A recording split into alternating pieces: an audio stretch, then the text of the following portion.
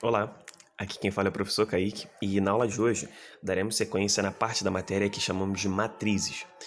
Como sinalizado na última aula de Matemática 1, esse módulo, essa parte da matéria, né, dentro de matemática chamada de matrizes, ela para a gente, na nossa modulação das apostilas, fica dividida em dois módulos. O primeiro módulo a gente começou falando, que foi a última aula, começou falando sobre a ideia de matriz, como que a gente localiza elementos, como que a gente descreve uma matriz, seja uma matriz mais, né, mais comprida ou uma matriz mais larga, ou seja, pelo tamanho, né, e pela quantidade de elementos a gente vai conseguir fazer essa classificação estética, né? E a gente também falou sobre as operações, e aí nas matrizes são três, pelo menos as principais. Soma e subtração entre matrizes, e aí a condição para isso era que você tivesse, né, matrizes de mesmo tamanho, mesmo tipo, e a gente também viu a multiplicação entre matrizes. Para resumir, né, tentar, assim, obviamente não dando investir um grande tempo nisso, né? Mas só para dar uma passada rápida, a gente viu matrizes, por exemplo, com a matriz A e a matriz B aqui do rascunho, né? Em que a gente tem a matriz A, por exemplo, com 6 elementos. Primeiro, é importante lembrar que mais do que os 6 elementos é a informação da quantidade de elementos, mas não assim dessa maneira, 6 elementos, e sim pela quantidade de linhas e colunas, e a gente também consegue chegar nesses 6. Repara só, se a gente tem a matriz A, por exemplo, essa matriz ela tem 2 linhas e 3 colunas, não é isso? E a gente sempre descreve, né, uma matriz sempre por uma letra maiúscula, quando tem mais do que uma, né, a gente precisa só para, né, nomear a mesma matriz, então matriz A, e aí sempre a informação que tem aqui subscrita é que são 2 linhas e 3 colunas, então seria uma matriz A 2 por 3, e sempre essa ordem acho que é importante a gente não esquecer, falou? E, por exemplo, a matriz B, ela é meio que parecida com a matriz de cima, só por conta dos 6 elementos também, mas repara que ela é mais comprida, né, do que larga, por exemplo, como a A. Então a matriz B, por exemplo, ela tem 3 linhas e 2 colunas. E aí eu quero, inclusive, chamar a sua atenção mais uma vez para essa coisa que vem subscrita, né? Que sempre o primeiro valor é o número de linhas e sempre o outro valor é o número de colunas. Isso é importante porque, na verdade, se você troca sem querer, né, um com o outro, você pode fazer uma mudança completa na matriz, né? Inclusive, uma matriz diferente né, da que deveria ser. Então, sempre o número de linhas e segundo valor, sempre o número de colunas. Uma outra coisa que eu queria lembrar com vocês, né? Falei da soma e da subtração, e eu queria chamar sua atenção justamente por ter uma condição mais elaborada, digamos assim, que eu queria falar sobre o produto entre matrizes, como eu escrevi aqui. A condição para que você consiga multiplicar duas matrizes, ela é um pouco diferente do que da soma e da subtração, e eu comentei isso na aula anterior. Eu falei o seguinte, que, por exemplo, se a gente voltasse aqui para essas duas matrizes que falamos ainda há pouco, e tentássemos somar, isso não pode acontecer. Por quê? Porque por mais que elas tenham as duas 6 elementos, elas não são do mesmo tipo. É necessário que para somar ou subtrair matrizes, elas tenham exatamente o mesmo número de linhas e, perceba o conectivo e de simultaneidade, ter o mesmo número de colunas. Tá. Quando a gente fala de produto, a condição é um pouco diferente. E eu queria lembrar dela agora porque, como eu disse, ela é mais elaborada, então... Ah, um outro dado interessante, né? As questões que já tivemos nas provas anteriores, sobretudo prova do Enem, mas da UERJ também está inclusa, as questões moravam justamente nessa parte, né, das operações, soma, subtração e produto, por isso a minha atenção, tudo bem? Então a condição anota aí, ou enfim, relembre aí, para a gente conseguir multiplicar duas matrizes A e B, vamos lá, suponha que a matriz A ela seja do tipo M por N, só para não falar um valor especificamente, né? Mas eu tenho uma matriz A do tipo M por N, para de fato conseguir multiplicar por uma matriz B, esse produto rolar, né? A gente precisa que o número de colunas da primeira seja igual ao número de linhas da segunda. Então, com certeza, a matriz B ela tem que ter N linhas. Eu vou até destacar com os valores aqui o que eu acabei de falar. E repetindo, né? O número de colunas da primeira deve ser igual ao número de linhas da segunda. Beleza. Aí eu vou chamar aqui, só para não repetir o valor, N por P. E uma coisa interessante é que o resultado desse produto, caso, né, seja respeitada essa condição, a matriz produto ela vai ser do tipo M por P.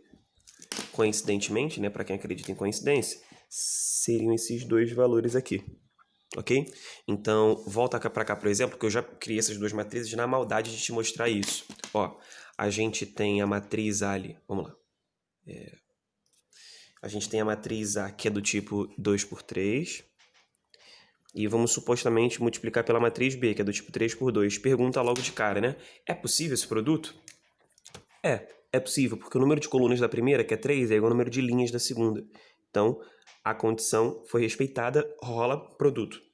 E aí, antes mesmo de determinar os termos e como funciona esse produto, eu até posso comentar porque eu acho que vale a pena, eu tenho sempre a matriz resultado e ela vai ser sempre do tipo 2 por 2. Nesse caso, sempre não, né? No caso, nesse contexto aqui. Vai ser 2 por 2 com certeza, porque, me lembra? Ela acaba assumindo esse tipo aqui de matriz, nesses dois valores, coincidentemente, esses dois valores que sobraram. Então a matriz C vai ser quadrada, 2 linhas e 2 colunas. Fechou? Agora eu queria aproveitar para lembrar como que a gente faz esse produto. E aí eu vou me estender um pouquinho mais aqui. Mas perceba aqui só. Quando a gente fala desse produto, então a gente deveria, por exemplo, chamar de matriz C, né? E aí, com certeza, a gente já sabe que ela vai ser 2 por 2. O primeiro elemento aqui, ele seria primeira linha e primeira coluna, correto? Ele é C11, né? Vou até colocar C12, C21, C22. Então, por exemplo, esse camaradinho aqui, que eu estou sublinhando de azul, linha 1, coluna 1, ele é fruto da multiplicação, né? Lá da matriz A. Primeira linha daqui com a primeira coluna aqui. E aí, nesse momento, talvez faça mais sentido para você por que essa condição estranha de número de colunas da primeira ser igual ao número de linhas da segunda. Para que haja um encaixe entre essas matrizes. Nesse caso, por exemplo, se eu tentasse multiplicar linha com linha, 1, 2 e menos 3 não encaixa, né? Entende? Se não encaixa, porque sobra o menos 3, né? 1, 0 e aí sobraria 1. Então, o encaixe se dá se eu ou trocar esse posicionamento dela, essa que é mais larga, deixa ela mais comprida, né, mais para vertical, ou vice-versa. E aí, pensando num produto, a ordem não afeta o produto, né? Então, é isso. Esse primeiro elemento, ele é fruto da multiplicação dos elementos da primeira linha com os elementos da primeira coluna.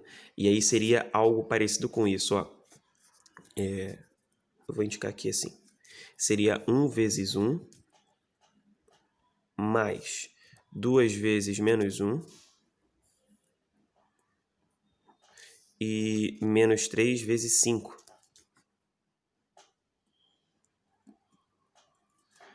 Vou chegando minha câmera um pouquinho para cá, que aí a gente consegue ver tudo.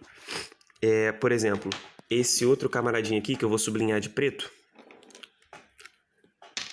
o linha 1, coluna 2, ele é fruto da multiplicação da primeira linha, essa aqui, mas com a segunda coluna da matriz B. Sempre um de cada, né? Linha 1 daqui com a coluna 1 de lá. Linha 1 daqui com a coluna 2 de cá. Aí ficaria... eu nem coloquei o resultado do anterior rapidinho, gente, só pra gente já meio que fechar. Aqui dá 1 com menos 2 dá menos 1. E aqui ainda tem um menos 5, um menos 15. Então, menos 15 com menos 1 dá menos 16.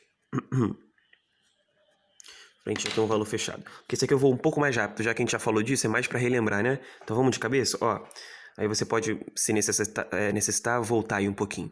1 vezes 0, a gente teria 0. Esse 2 com 2 daria 4. Guarda 4 aí, mas nem vai precisar tanto porque é menos 3 vezes 0 de novo. Então só ficou 4. Então isso aqui, 4.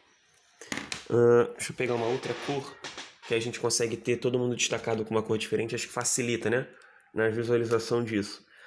Quando a gente fala desse terceiro elemento aqui, que é o linha 2, coluna 1, então ele está na segunda linha e na primeira coluna. Então a multiplicação seria, vamos lá, 0 vezes 1, 0, menos 1 vezes menos 1, que vai dar mais 1, atividade aí, e 2 vezes 5, 10. Aí 10 mais 1, 11. 11. Positivo, tá? E aí esse 22 aqui, eu acho que eu vou sublinhar... Pô, eu juro pra vocês que eu tinha um vermelho aqui próximo. Mas às vezes calha de sumir. Ah não, caiu e ele tá no meu pé. Ó, então esse segundo aí, esse quarto elemento, que é o segundo que eu quis dizer, linha 2, coluna 2, vai ser fruto da multiplicação da segunda linha pela segunda coluna.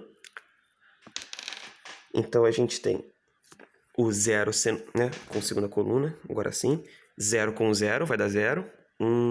Depois o menos 1 com 2, o que dá menos 2, grava aí menos 2. Só que depois é um 2 vezes 0, então nem precisa. Então vai ficar só menos 2. Facilitei aí, coloquei alguns zeros pra gente também não ficar mó tempão, não. Então o resultado dessa matriz, que a gente já avaliava que tinha, né, 4 elementos, por ela ser 2 por 2, de acordo com aquele lance lá da condição, lembra? Que é isso aqui. Então ela já esperada ser 2 por 2. Então aqui ela ficou com os elementos menos 16, 4, 11 e menos 2, de acordo com aqueles valores da matriz A e B. Aí só para vocês visualizarem. Tudo bem? Então acho que é muito importante a gente lembrar dessa condição. Aí eu até, para a galera, na outra aula, tanto presencial quanto em vídeo, eu cheguei a colocar essa condição tanto assim, como eu escrevi aqui agora, exatamente, e também falei a frase, né, que é o número de colunas da primeira deve ser igual ao número de linhas da segunda. Lembrando, galera, que no novo Enem, que é o Enem desde 2009, o assunto matrizes, seja determinante ou não, na verdade no Enem especificamente nunca nem caiu determinante, que é a aula de hoje. Só caiu essa parte justamente que eu tô lembrando, né? Que a gente está recapitulando para começar a aula de hoje. Então, para começar o assunto novo de hoje, que a aula já começou, né?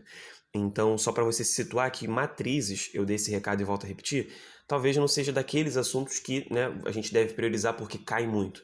Talvez valha a pena você priorizar por outra perspectiva. Um assunto que eu não sabia, Kaique, por exemplo. Então vale a pena você saber. Porque se cair não é uma parada difícil, é uma parada fácil.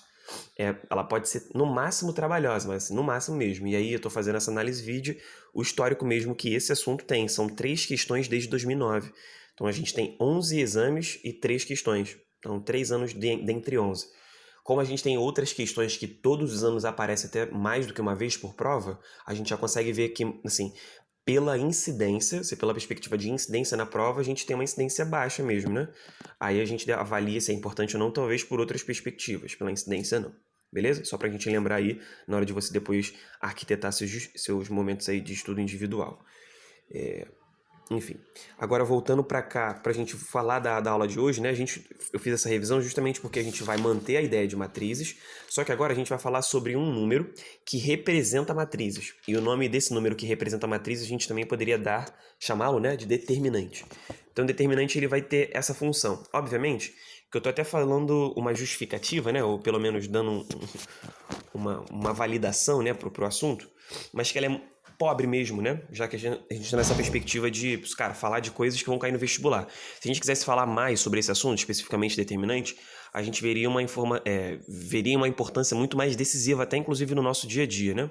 Por conta primeiramente, as matrizes, elas representam tabelas, então o determinante ele é um valor que representa tabelas. E aí você tem como cruzar tabela com outras tabelas, né? Que é o que a gente tem uma análise, por exemplo, quando a gente fala de uma análise econômica, a gente cruza dados mesmo, né? Então, se a gente quisesse aprofundar, e aí, por exemplo, a galera que seguia a carreira nas exatas, vai ter essa parte na matéria, né? Tanto em álgebra linear, né? Quanto em outros movimentos. Aí, dependendo da sua área, que você possa ter matérias em que envolva matrizes determinantes. Mas é isso. A gente teria que fazer daria uma profundidade no assunto para ver mais exemplos. Mas é isso. A gente lembrar que matriz é a tabela, a gente continua falando de uma coisa que não é tão distante assim do nosso cotidiano. Mas vamos lá. Determinante é um número que vai representar matrizes. Para a nossa sorte, no vestibular, pelo menos no vestibulares civis, não nos militares, porque aí a gente já tem até vestibulares que cobram a nível superior, mas nos vestibulares civis, como o Enem e o ERJ aqui pra gente do Rio, os tipos de matrizes que cobram determinantes são matrizes de ordem 2 e matrizes de ordem 3. Kaique, que parada é essa de ordem? Só para lembrar, ordem é para você entender, né? Entende-se como matriz quadrada, é um termo que só é usado para matriz quadrada. Então, quando a gente fala assim, matriz de ordem 2, nada mais é do que, em outras palavras, falar, matriz 2 por 2. Tudo bem? 2 linhas e 2 colunas. Então eu coloquei até um exemplo, que eu acho que com exemplo já a gente consegue voar mais rápido. Olha só, como que a gente calcula nas matrizes de ordem 2 esse tal determinante? Bom, a gente traça aqui, e por isso estou fazendo isso aqui em azul, as diagonais dessa matriz, ou da matriz em questão. E essas diagonais, inclusive, já que é a primeira vez que a gente está falando, eu acho que eu vou investir um tempinho para te dar os nomes. Talvez a galera até lembre aí, quem já estudou isso. A diagonal que parte da esquerda superior para a direita inferior, ela seria chamada de diagonal secundária. Desculpa, troquei. Diagonal principal. Tô me emocionando aqui. Principal.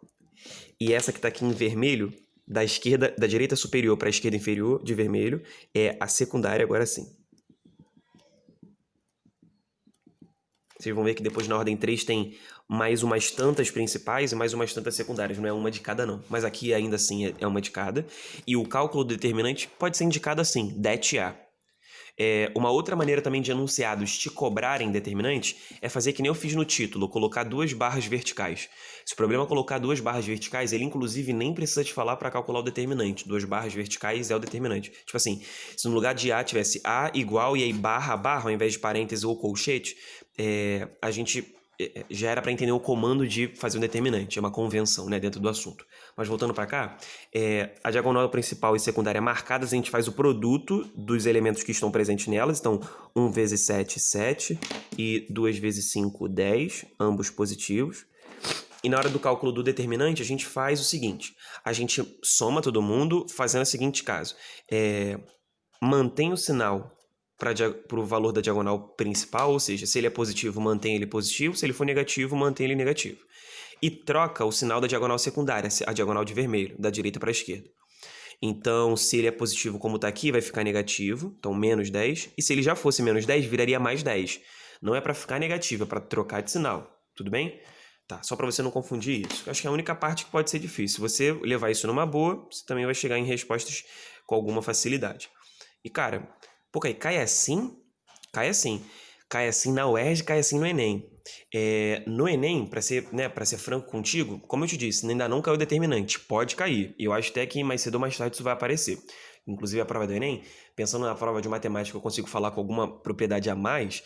Ela, conforme os anos vão passando, assim, se você faz uma análise da prova de hoje com a série de últimas 4, 5, você vai ver que a prova vai ganhando mais corpo quando a gente fala, corpo quando eu quero dizer, de exigência técnica mesmo, né? A prova, em palavras objetivas, tem ficado mais difícil mesmo, tá? Faz parte, inclusive a gente pode ser crítico quanto a essa dificuldade, né? Porque também a prova, por outro lado, ela é pesadona no quesito de, cara, tem que dar conta, por exemplo, de vestibulandos de medicina. Então, é isso, né? A gente acaba tendo uma prova que vai indo por um caminho de ser vestibular, né? E aí, por isso, a gente também tem que ter a não surpresa com esse tipo de movimento. Mas, vamos lá.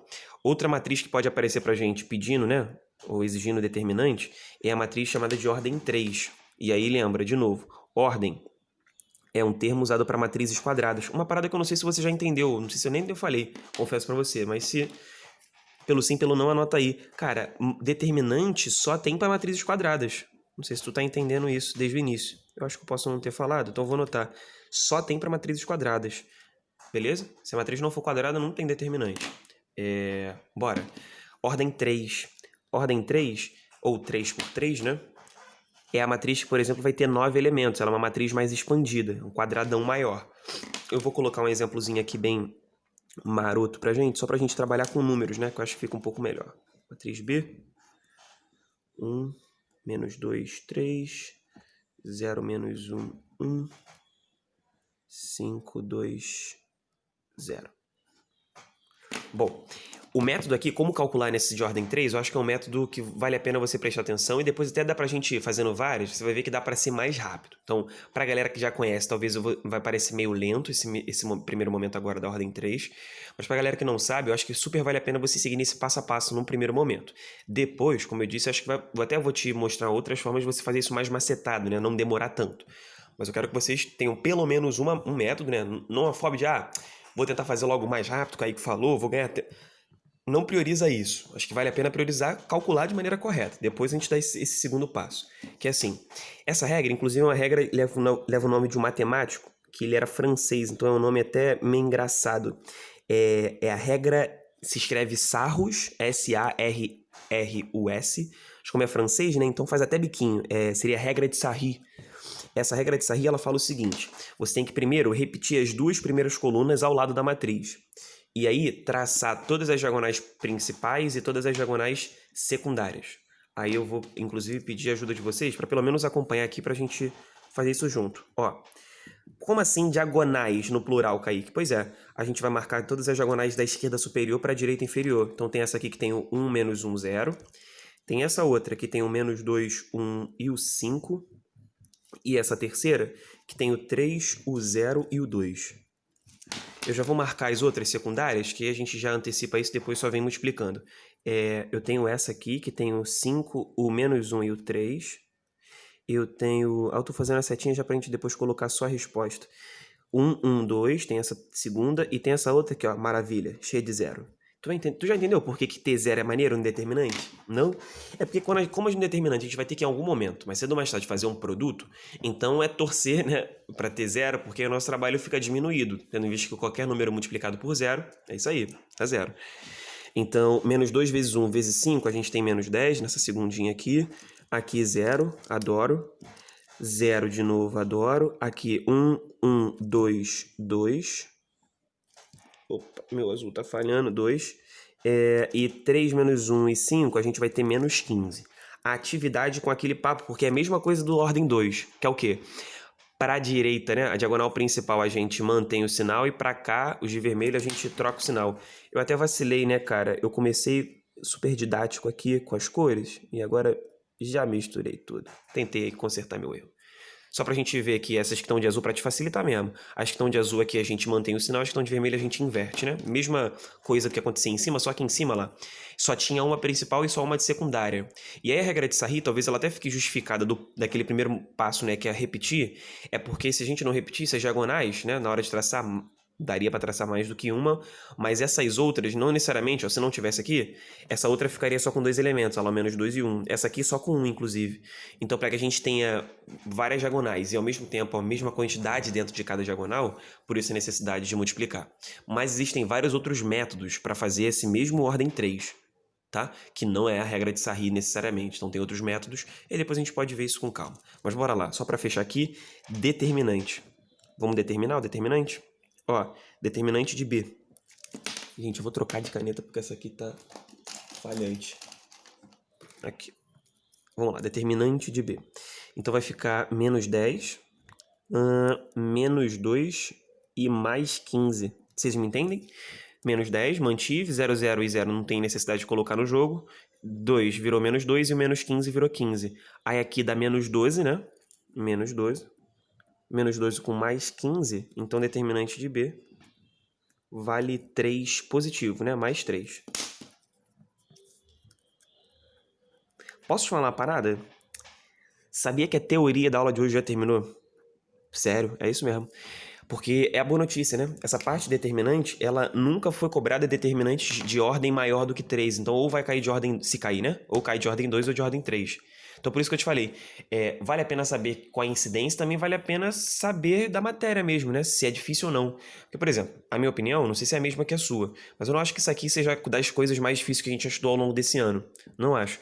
Que pena, então, que não cai pra caramba, né? Porque poderia ser esse movimento. Já sei, né? Já que é um assunto fácil, cai bastante. Não é assim, a gente sabe. Mas essa é a realidade, né? É um assunto que não é difícil. No máximo, na minha opinião, é que esse ordem 3 pode ser trabalhoso, tem que fazer várias diagonais e tudo mais. E tem esse lance do sinal, que pode ser único, pra mim é o fator de dificuldade maior dentro desse assunto, né? Que é trocar o sinal. Então tu pode, sei lá, às vezes dar um mole no troca e aí não chegar no gabarito. Mas tirando isso, matéria que não cai tanto, porém matéria que não é das mais difíceis. Sei lá, log, muito mais difícil que isso, certamente, sem dúvida alguma. Beleza? Eu vou fazer o seguinte, pra gente fechar, a gente faz uma bateria de questões que envolva a ordem 2, ordem 3, e a gente encerra por aqui, beleza? Vamos às questões.